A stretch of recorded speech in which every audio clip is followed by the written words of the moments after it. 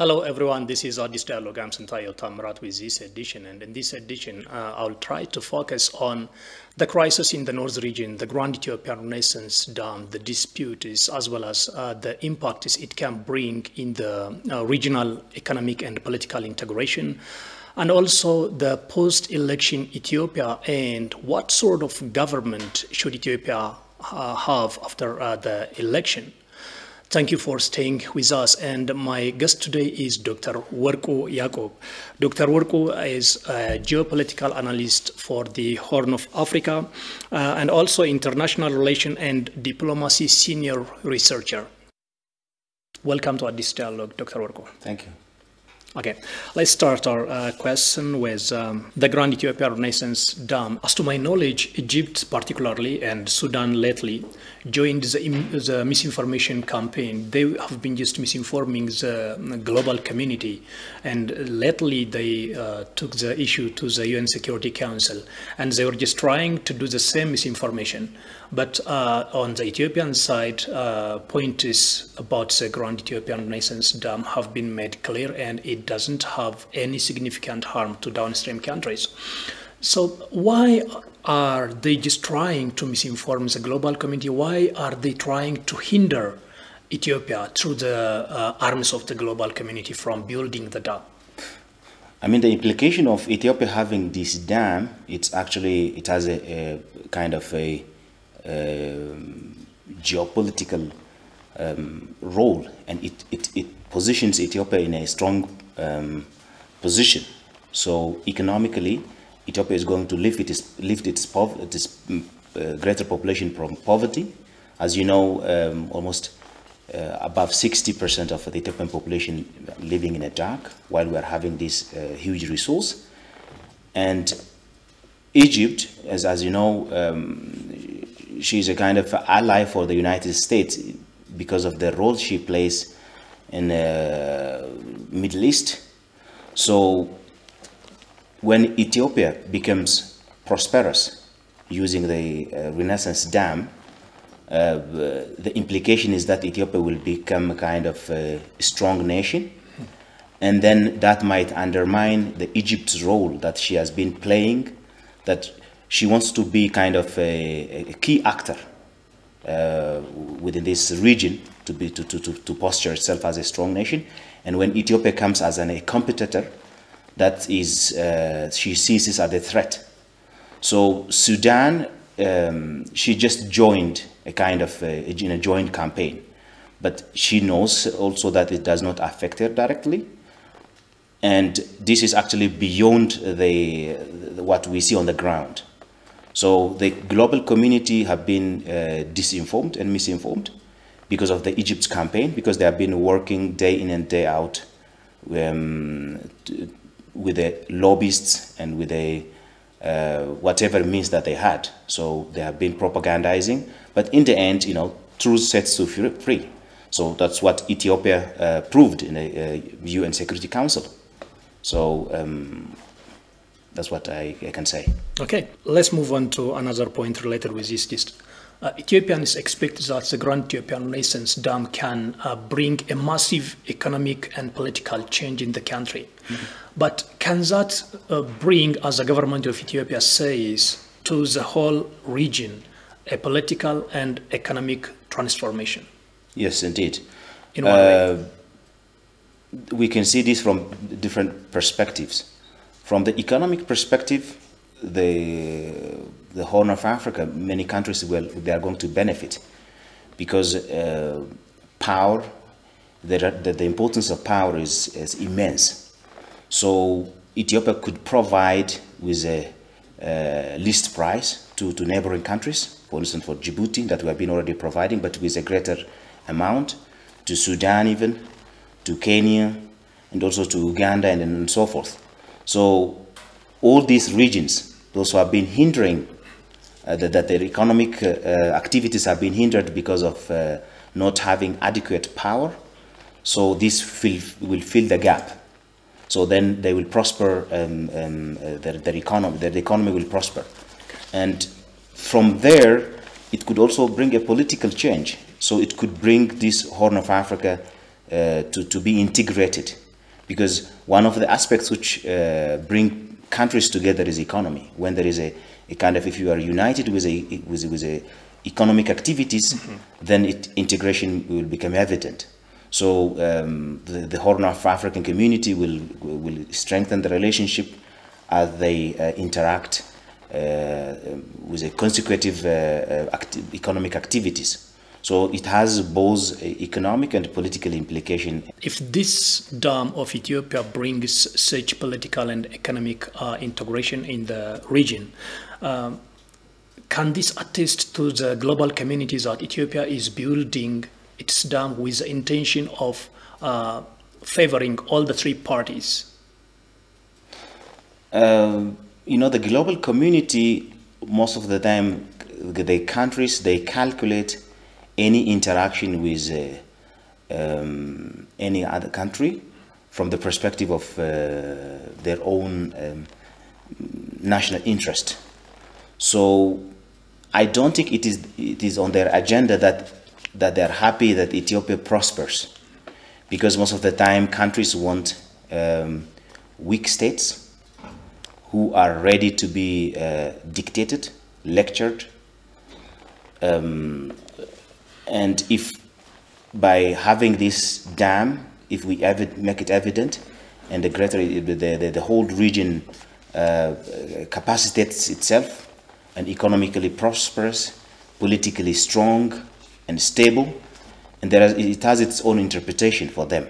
In the long run, it will impact their national interest, because by the time when the states become strong, you cannot dictate as you wish.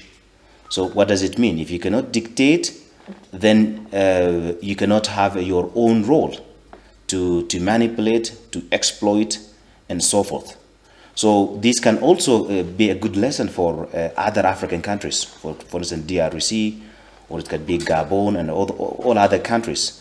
So Africa is a richest continent on the planet, and therefore many countries establish relationship with the Africa to actually to exploit resource. So we have this economic kind of a trade imbalance, because international organizations are not really having this with a kind of win-win approach. So that's why they are really joining the propaganda of Egypt to weaken Ethiopia. By weakening Ethiopia, you can also weaken the Horn of Africa. So on the ground that this has actually baseless accusations that they are joining.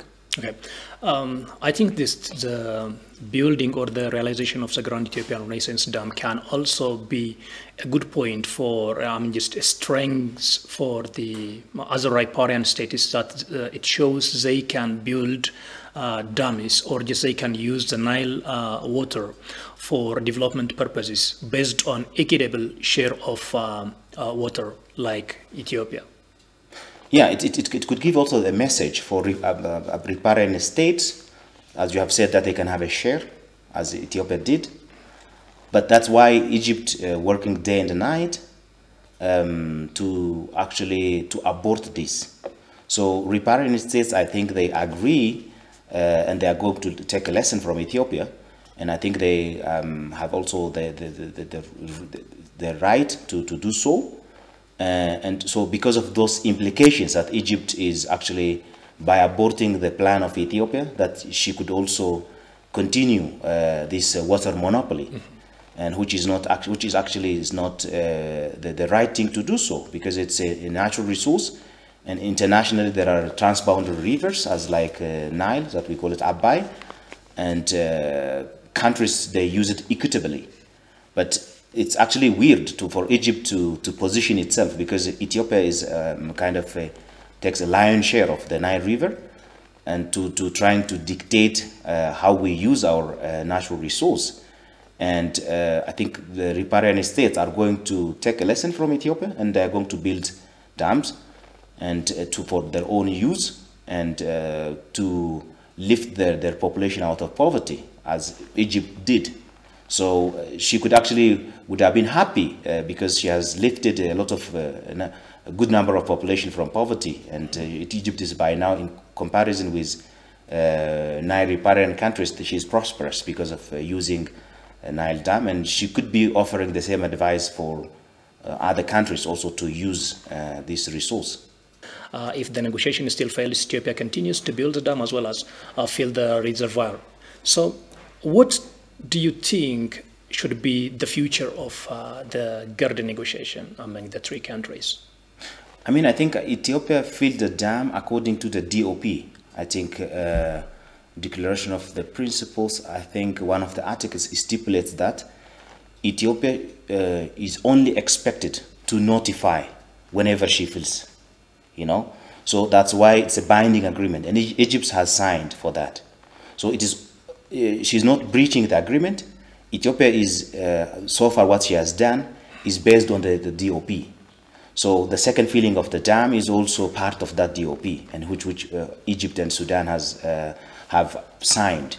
So in the future also, Ethiopia is actually doing it in the right way, following the principles, equitable use of resources and so forth.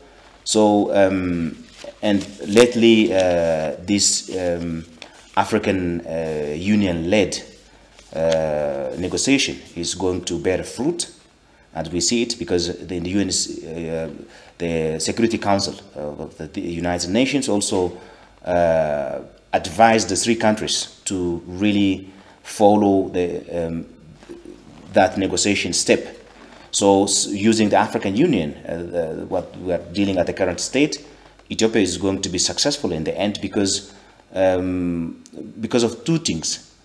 First, because Ethiopia is not breaching DOP, and second of all, she is using the African Union because the African Union has a kind of a protocol that say for African problem, for African solutions for African problems. So Egypt, Sudan, and Ethiopia are a member of African Union, and the water is also in the African land, the African soil. Mm-hmm. So the solution can only come from the continent, not from elsewhere where the water is not located anywhere else. It's in the African soil. So Ethiopia has a substantial grounds to really to effectuate this dam. Okay. Well, now let's turn our attention to the conflict in Tigray, or just the crisis in the northern part of Ethiopia, because it has just escalated to the Afar region as well as some areas of the Amara region. The TPLF is exerting attacks. But the global community has been just silent on that side, and it has been just accusing on the Ethiopian side, trying to put pressures, trying to put sanctions, and so on. And what is just the source of this interest by the Westerners, as well as just some media and some even the agencies like the UN have been just reporting some misinformation? And what is the source of this misinformation? Since the conflict started last November, it was just started by the TPLF attacking the northern command of the National Defense Force. So why is that? It's a pity that the international community, I mean, they became silent, and with this step that this was taken by the TPLF, it's actually a declaration of war. It's like when you attack a national army, so the implication is insurmountable. I mean, like if this would have happened by the Italian mafia or the Italian National Defense Force, the international community would have joined by condemning this activity, but which they did not. They didn't do in the case of Ethiopia, and it's actually an unacceptable act. And it's actually a kind of a threat posed on the state. So the Ethiopian state actually acted its mandate, because it's one of your mandate is to protect your citizens from any kind of a threat. When a kind of entity, weird entity, which poses such a threat, then what you could do is you retaliate. So which the Ethiopian government did. And this was actually, the Ethiopian state was forced by the TPLF to engage in this war. And the international community should have joined in Ethiopia in the effort that Ethiopia law enforcement operation from when the Ethiopia in the northern part of Ethiopia. However, they have been using disinformation and misinformation. They condemning actually as if it's a problem of the Ethiopian state. This is actually, it's an unacceptable act from the perspective of Ethiopian people, and we felt very sorry for whatever propaganda they have been imposing on us. Concerning the international media outlets, actually they serve their own interest. If I mean, like, there is one famous book on how these medias operate, manufacturing consent, which was written by Noam Chomsky and Edward Herman. These medias are actually, they used to propagandize for their own agenda. So, which has been done on Ethiopia for the past, I don't know, almost a year. On a daily basis, all the news outlets from, I don't know, from Europe to the United States, speaking the same language. So these accusations, this propaganda are baseless, and Ethiopia, the state, actually did what it could do as a state, and they should have actually, I mean, like,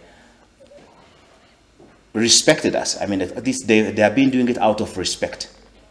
So the freedom of speech, freedom of expression, it's okay, but it's not to the extent that it destabilizes or to the extent that it affects the territorial integrity of a nation.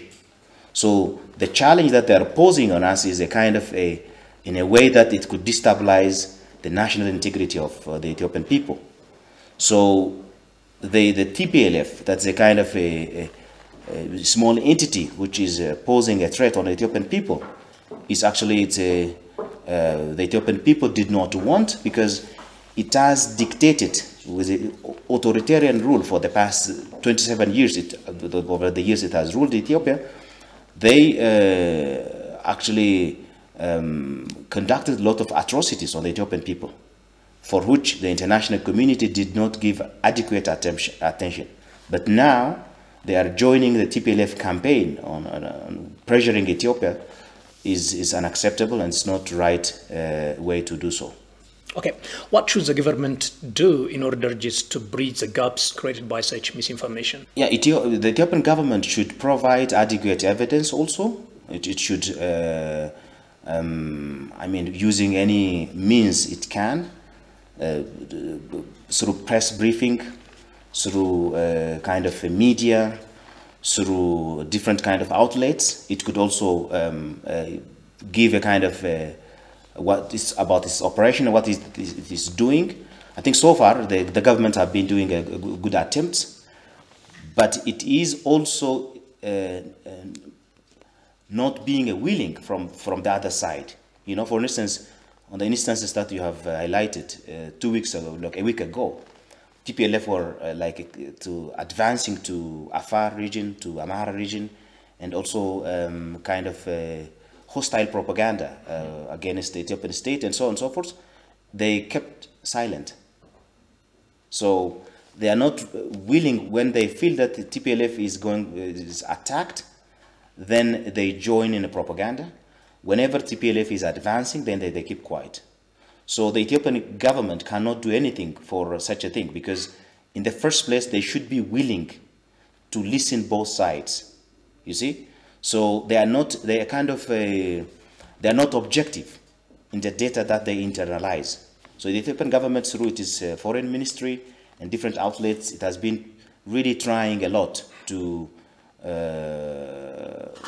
give kind of credible information to the international community. But they singled out that information, this one-sided perspective that they have been following. So in the future, the Ethiopian government should follow whatever means that it can.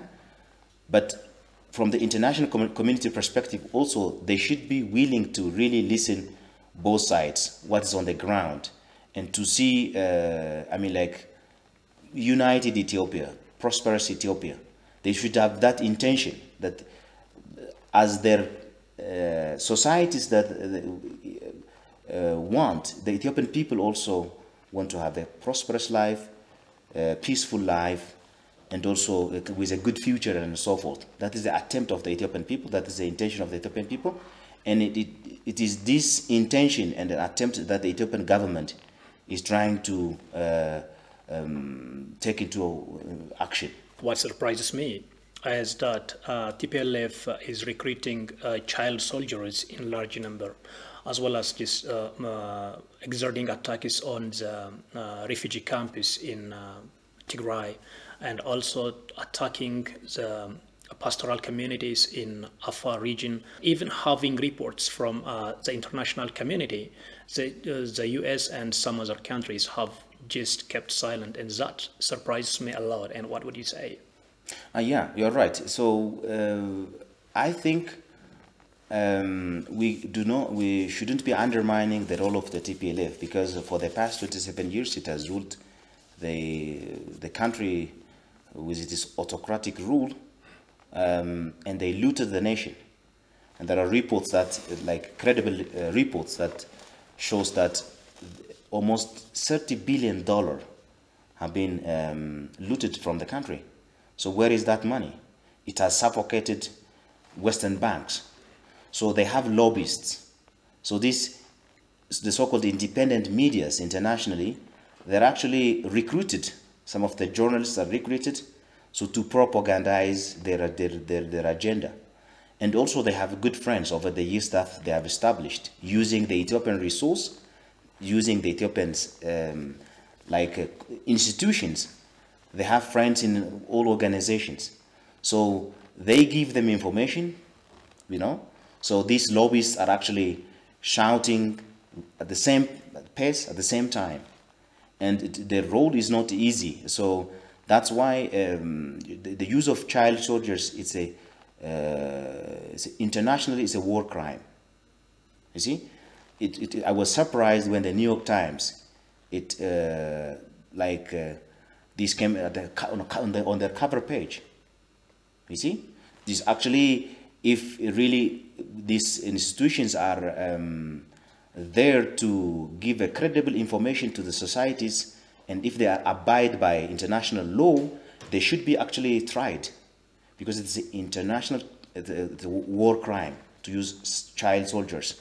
So they appreciated this, and they did not say anything on the use of child soldiers. Yeah, so the Ethiopian government should really expose this to the international community, which it has been doing, and subsequent efforts should be implemented on telling them this is inhuman to do so, and it's a criminal act, and this has been done by this gang, so this is what I can say. Okay. Well, currently there is just a huge wave of support for the National Defense Force of Ethiopia. And also some people just a large number of people are joining the army, including those from the members of former Defense Force of Ethiopia. And what does this signal for those countries that are just governments and international organizations working with the TPLF? The message is that the TPLF actually has been successful in terms of disinforming the international community through using the lobbyists in those media outlets and international powerful organizations. But now it is disproving that, because the Ethiopian, they always they relied on telling them that Ethiopian people are divided, there is an ethnic tension. It's the only actor-based conflict in Ethiopia, and so forth. And they say, okay, Ethiopian people are categorized in different pockets and so on. But now this is telling them it's a disproof. They are disproving that. So the Ethiopian people, they want unity. they don't really, they are not divided when a nation is under attack, under threat, and so forth. So it could tell them that the Ethiopian people are actually by the side of the government, and are supporting the effort that the government is playing in the law enforcement operation in the north part of Ethiopia. And it could actually, if we could handle it properly, this actually gives a good message for the international community.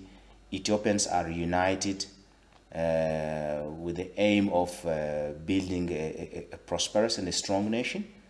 And so I think Ethiopia will win with its truth, and probably for the time being they will continue with the propaganda, the TPLF lobbyists, but in the end I think international community will learn a good lesson and will stand firm with the side of Ethiopia. Okay. Well, our final discussion point would be post-election Ethiopia. First, I would like you just to comment on the election so far, just comparing it with previous elections. And now the new government, Prime Minister Abiy Ahmed is going to establish a new government. And what's expected from this new government? There are just a number of issues in the country. I mean, challenges like inflation, high inflation rate, unemployment, as well as peace and security, particularly in the northern part of the country. And what sort of task or assignment is expected from the government to be accomplished in the short and long-term plan? Let's start it from the election procedure. Was that democratic and was that good? Most of Ethiopians are happy with that, to my knowledge. And what's the reflection on that? My view on the election is that I think comparing with the previous elections, I think Ethiopia reasonably conducted a free and fair election. And in the past, the experiences was that the previous regime used some incentives to change the attitude or the behavior of the people on the day of election. But this year's election, it was conducted transparently. There was no such engagement of any kind of abuse or force and anything else. And even the electoral board, the commission, the electoral board, they actually used all the principles that you can say this election is free and fair. So the Ethiopian people elected freely, with no any force, any kind of pressure. And now the elected, the party which is elected with a majority vote is expected to fulfill the expectations of the people. The Ethiopian people want peace, the Ethiopian people want bread, the Ethiopian people want unity, the Ethiopian people want institutional change. Sure. So the government, the elected party also promised that. So it should fulfill these promises.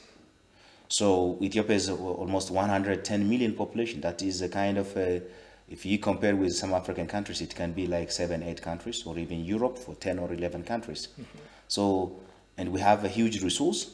So the government should, the party which takes the government role, it should bring the right person at the right position, at the right place.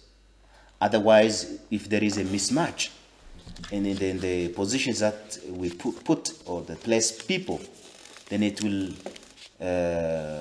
go back to the previous scenario. So not to repeat the same mistakes that the previous government had been doing, the government should really bring institutional change, and most of all, it should really combat a kind of corruption. So there, in the country, there have been massive corruption, as I've highlighted. Imagine it, within the past 27 years, there had been $30 billion was looted from this poor nation. You see, we export to the extent of like 3.5 billion in a year, and like that is the equivalent of a annual export amount.